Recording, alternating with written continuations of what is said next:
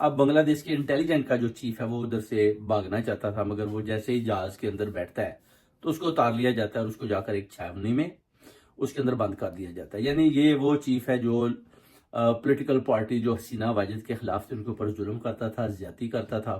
اور بہت زیادہ جو آپ دیکھ سکتے ہیں کہ ادھر جو پکچریں لگی ہوئی تھی لوگ غائب ہیں، یہ ان کو غائب کرنے میں بھی پورا کردار کرتا تھا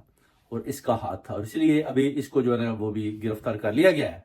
اب اس سے پوچھ گچھ ہوگی جی کہ آپ کو حسینہ واجد کیا کیا حکم دیتی تھی اور کیسے آپ نے عوام کے اوپر